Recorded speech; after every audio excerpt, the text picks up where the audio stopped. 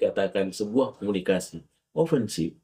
Yang kedua adalah ketika nada suara kasar. Kasar tentunya di sini adalah kasar yang tidak terarah.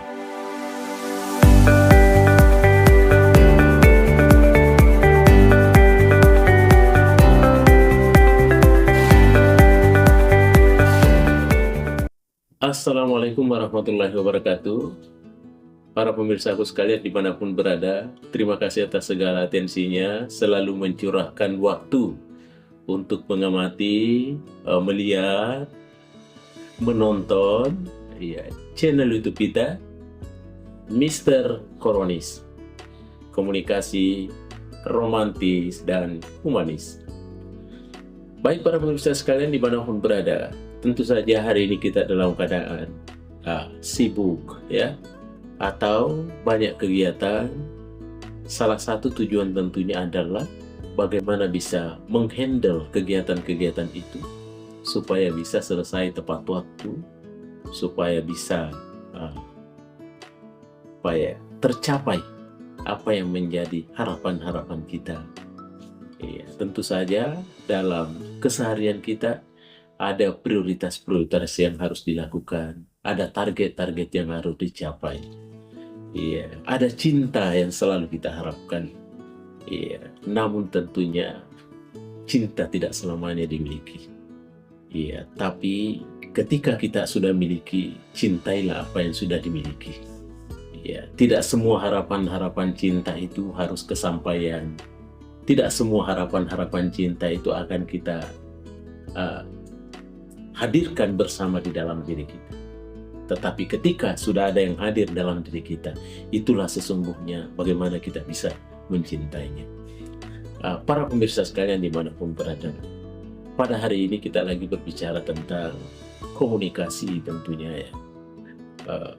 Judul yang akan kita ketengahkan pada saat ini adalah ada yang disebut dengan komunikasi ofensif. Bagaimana itu para pemirsa sekalian? Komunikasi ofensif.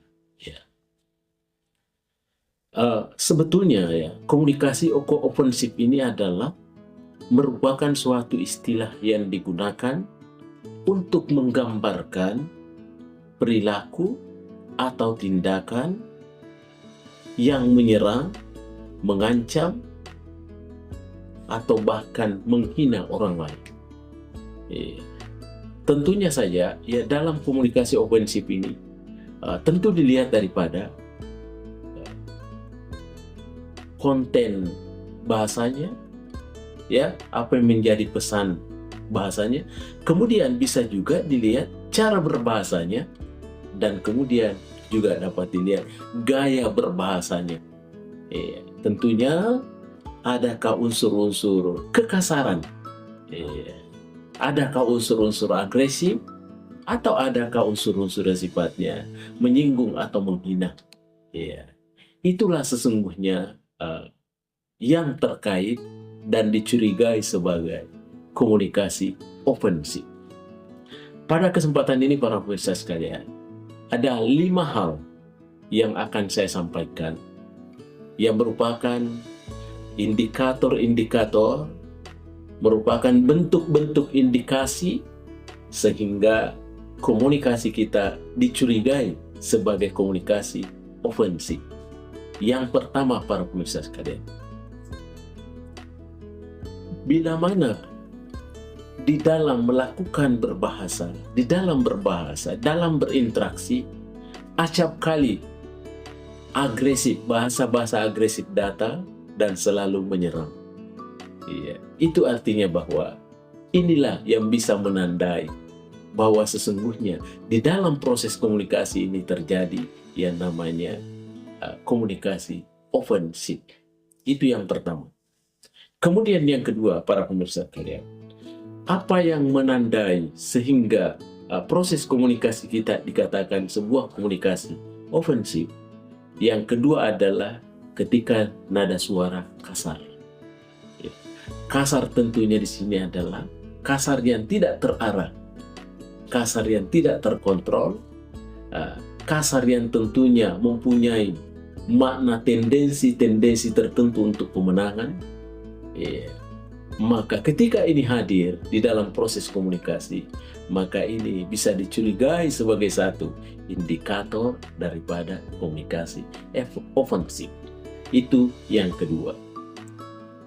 Kemudian yang ketiga adalah terkait dengan isi pesan, atau objek isi pesan, atau yang biasa disebut dengan konten. Bagaimana isi pesannya ini?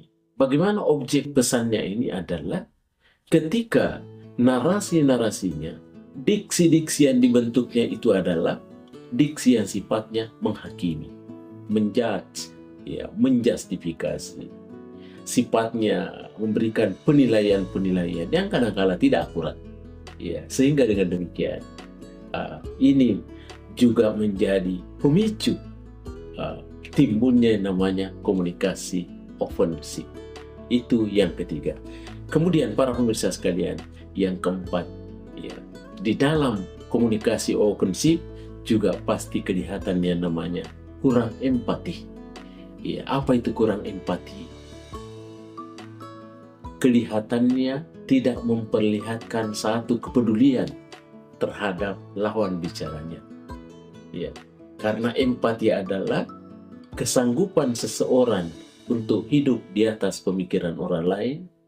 Namun di dalam ofensif, komunikasi ofensif, bila mana tidak kelihatan rasa empati, kurang empati, maka itu bisa ditengarai sebagai satu komunikasi yang ofensif.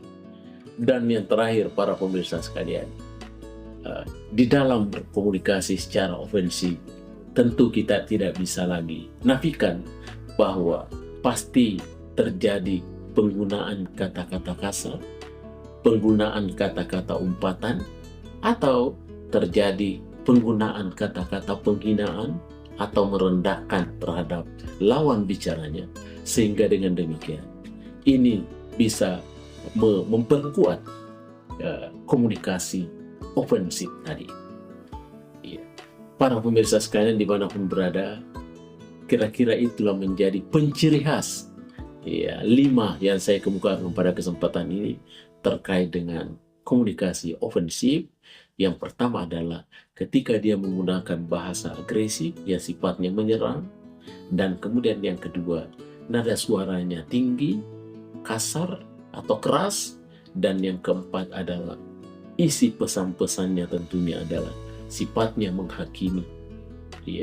Dan yang keempat, tidak memperlihatkan sesuatu empati atau kurang empati. Dan yang kelima adalah penggunaan narasi-narasi atau diksi-diksi yang sifatnya umpatan, penghinaan, atau dengan kata-kata kasar. Baik para pemirsa sekalian, itulah yang saya sampaikan pada kesempatan ini. Mudah-mudahan ada manfaatnya, baik terhadap pemirsa secara keseluruhan dan tentunya kepada diri saya sendiri.